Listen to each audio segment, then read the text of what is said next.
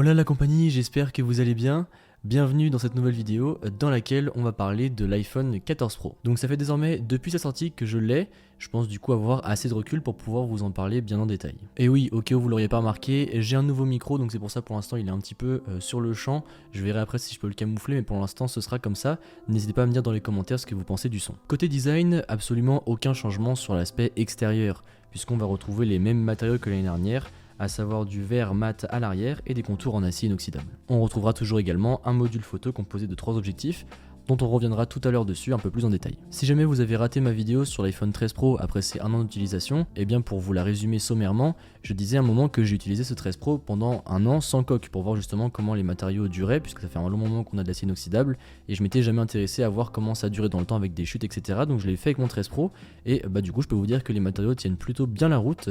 Franchement c'est assez bluffant même, puisque malgré les chutes sur le gravier, sur le béton, certes il y avait des petits accros dans le châssis, mais ça n'a jamais cassé, et pareil pour l'écran, donc du coup c'est plutôt résistant, même si forcément je ne vous recommande pas de faire l'expérience, puisque vous allez quand même perdre de la valeur après à la revente de votre produit. Et ça tombe bien car cette vidéo est sponsorisée par Burga. Burga c'est une marque européenne qui propose des dizaines de coques pour votre iPhone, et pas que, vous avez bien évidemment les derniers modèles d'iPhone fraîchement sortis, mais vous avez aussi plein de smartphones Android. Ici, j'ai reçu leurs deux modèles phares, les coques Elite et les Tough Case. Les coques Elite sont conçues avec de la microfibre à l'intérieur, donc du coup ça ne rayera pas l'arrière de votre iPhone. En plus de ça, elles enveloppent parfaitement tout votre iPhone, ce qui fait que même face contre table, l'écran de votre iPhone ne touchera pas la table, donc ça évitera les rayures. En plus de ça, elles sont équipées de la technologie CloudGuard, qui est une technologie d'absorption de choc, donc ça va bien absorber les chutes si jamais il y en a, et à l'arrière vous retrouverez le design que vous avez choisi. Plutôt dans un ton un peu mat sur ces coques-là, tandis que sur les Tough Case, vous retrouverez cette fois-ci un design glossy, et ce sont des coques qui sont faites en deux parties. Vous avez, si vous voulez, une espèce de première coque en caoutchouc que vous allez venir mettre sur votre iPhone, et par-dessus vous allez venir y mettre votre design. Personnellement celles-ci sont mes préférées puisque du coup encore une fois ça enveloppe bien tout l'iPhone, on a la protection en caoutchouc qui absorbera bien les chocs, mais c'est surtout le design glossy à l'arrière que personnellement j'adore. En plus de ça, si jamais vous achetez deux coques, vous en avez deux offertes, et avec mon code qui s'affichera à l'écran, vous aurez 15% de réduction supplémentaire. Le lien se trouvera dans la description, je vous invite à aller y faire un tour, et un grand merci à Burga d'avoir sponsorisé cette vidéo. En revanche, là, côté écran, on va avoir du changement. Bon, toujours en écran 120 Hz OLED, de ce côté-là ça ne bouge pas trop, mais le gros changement de cette année se trouve justement sur l'écran, puisqu'il s'agit du Dynamic Island. Contrairement à d'autres, je ne me voyais pas ne pas en parler, puisque pour moi c'est encore une fois l'innovation majeure de cette année, et pour faire simple, en gros c'est une pilule qui est à la fois logicielle et matérielle. Puisque si l'iPhone est éteint, on peut remarquer qu'il y a une petite pilule qui correspond au mécanisme du Face ID et un petit poinçon qui correspond à la caméra frontale. Cependant, si jamais on allume l'iPhone, on peut voir que cette pilule et ce petit poinçon s'harmonisent pour ne former qu'un, le Dynamic Island. En fait, si vous voulez, ce sont des pixels noirs qui vont apparaître pour vraiment ne former qu'un entre les deux modules. Ce Dynamic Island servira notamment à voir les applications en cours, donc que ce soit la musique, que ce soit le minuteur, et désormais, vu que la fonctionnalité de Live Activities est sortie, vu que à l'heure où je tourne cette vidéo, iOS 16.1 est sorti, eh bien on a un peu plus d'applications qui sont compatibles justement avec ce Dynamic Island. Bref, maintenant, est-ce que ce changement est utile? Eh bien pour être honnête avec vous, pas du tout. En réalité, esthétiquement, ça fait beaucoup plus joli je trouve, ça fait beaucoup plus raffiné, bien plus dans l'air du temps, et même si ça prouve que logiciellement parlant, Apple est toujours un peu au-dessus par rapport à la concurrence, puisque franchement c'est très fluide, de voir les applications qui s'intègrent directement dans ce Dynamic Island lorsqu'on va les fermer,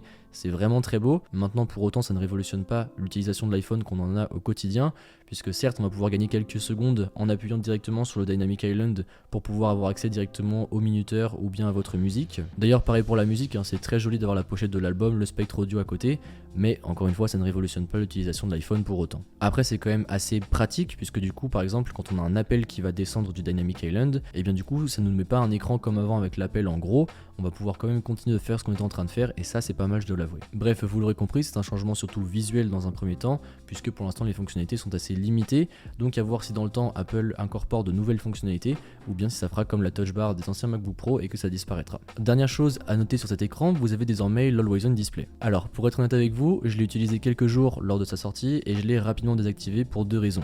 La première, c'est que déjà l'écran pour moi me paraissait trop allumé tout le temps, enfin en fait on avait l'impression qu'il était allumé tout le temps, donc du coup ça me perturbait un peu puisque je me disais merde, mon iPhone est tout le temps allumé, donc j'ai appuyé sur le bouton power, au final je voyais que non, mais bref c'était pas vraiment optimisé je trouve. Mais le deuxième aspect qui n'est pas des moindres, c'est surtout en ce qui concerne l'autonomie, puisque je perdais facile 1 heure d'autonomie avec mon 14 Pro avec le Always On Display d'activer. Et d'ailleurs l'autonomie, parlons-en, vu que je vous en parle un petit peu ici avec le Horizon Display, je ne suis pas satisfait. Je ne suis pas satisfait, Bob. Clairement je ne suis pas satisfait puisque sur le site d'Apple on nous annonce avoir 1 heure en plus par rapport au 13 Pro, donc j'étais content, déjà que mon 13 Pro me tenait très bien mes journées, je m'étais dit bon ça va être nickel, et bien quelle ne fut pas ma déception lorsqu'avec ce 14 Pro je tiens à peine mes journées. En effet, il va falloir que je me mette en mode économie d'énergie vers 21 h on va dire, et après moi qui me couche vers 2-3 heures environ, et bien je peux vous dire que je dois lui remettre un petit coup de charge vers 22 h 23 h, puisque sinon il est impossible pour moi de finir la journée, chose qui n'était pas le cas avec mon 13 Pro. Pourtant mes utilisations n'ont pas changé pour autant, je fais toujours pas mal d'appels, de messages, de réseaux sociaux, je réponds aux commentaires, quelques mails, bref une utilisation finalement assez classique, mais je ne comprends pas du coup pourquoi avec ce 14 Pro je n'arrive pas à finir mes journées. Sachant qu'en plus récemment je vous ai posté une vidéo pour justement optimiser la batterie avec iOS 16, puisque beaucoup se sont plaints que iOS 16 drainait énormément la batterie, et malgré ces optimisations, eh bien, je n'arrive toujours pas à finir mes journées comme je le faisais avec mon 13 Pro. C'est un peu dommage puisque du coup dans ce 14 Pro on a la nouvelle puce A16 Bionic, donc je m'étais dit que ça allait mieux optimiser la batterie et ce n'est pas le cas. En revanche côté performance, là ne vous inquiétez pas, aucun souci à se faire puisque l'iPhone sera super fluide, peu importe ce que vous lui demanderez de faire, que ce soit des gros jeux, de la retouche photo, de la retouche vidéo, bref franchement il vous suivra partout sans broncher et ça pendant encore de nombreuses années. Bref vous l'aurez compris, côté performance rien à redire. En revanche côté batterie, même après 1 mois et demi d'utilisation, même après que mon iPhone n'ait appris à me connaître, eh bien il a toujours du mal à me tenir la journée. Côté photo, comme je vous le disais en introduction, on retrouve toujours un module photo avec 3 objectifs, un grand angle, un ultra grand angle ainsi qu'un zoom, et plutôt que d'épiloguer sur les résultats, je vais vous montrer justement ce que j'ai pu faire avec et vous me direz ce que vous en pensez.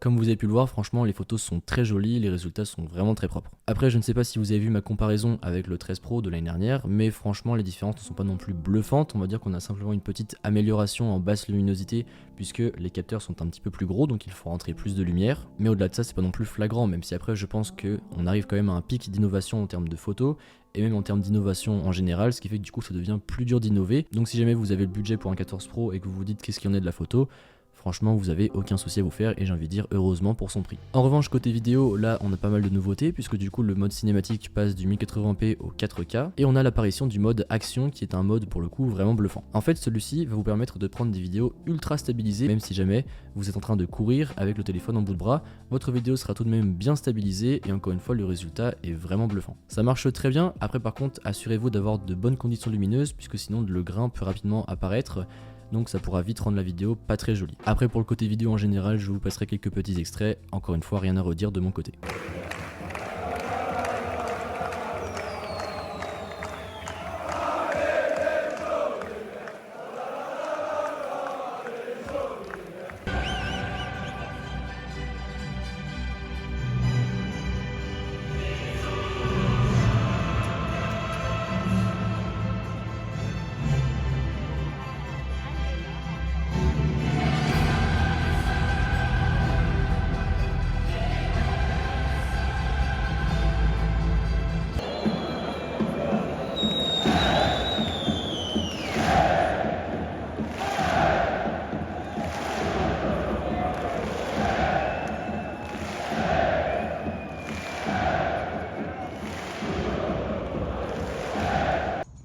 Donne la balle.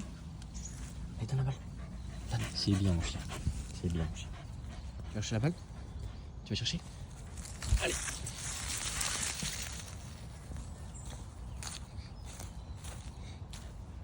Viens mon chien. Viens mon chien. Viens. Oui, c'est bien mon chien. Après comme je le dis souvent, tout ce qui va être la partie photo vidéo c'est assez subjectif puisque désormais dans les smartphones ultra haut de gamme ils sont tous très bons, ça va simplement dépendre de votre œil si jamais vous préférez des photos un peu plus saturées ou des photos au contraire plus proches de l'œil et donc du coup avec des couleurs qui peuvent paraître un peu plus fades mais qui sont simplement encore une fois plus proches de la réalité. Après sinon cet iPhone est toujours 5G, toujours résistant à l'eau et à la poussière, il peut se recharger en sans fil, en MagSafe ou en Lightning, peut-être même d'ailleurs pour la dernière année pour le Lightning, et son prix commence à partir de 1329 € dans sa version Pro normale, 1479 pour la version Pro Max en 128 Go. Et après vous rajouterez 100 € à chaque fois que vous voulez augmenter le stockage. Alors oui les prix ont augmenté mais ça c'est dû au cours de l'euro face au dollar puisque si on regarde les prix aux États-Unis ils n'ont pas bougé. donc je ne pense pas qu'Apple se fasse plus de marge avec ces nouveaux tarifs. Bon, maintenant conclusion sur cet iPhone, et bien comme vous l'avez vu dans le titre, je suis déçu. Déçu puisque finalement les améliorations sont vraiment mineures, même si je sais que cet iPhone n'est pas fait pour ceux qui avaient un 13 Pro voire même un 12 Pro.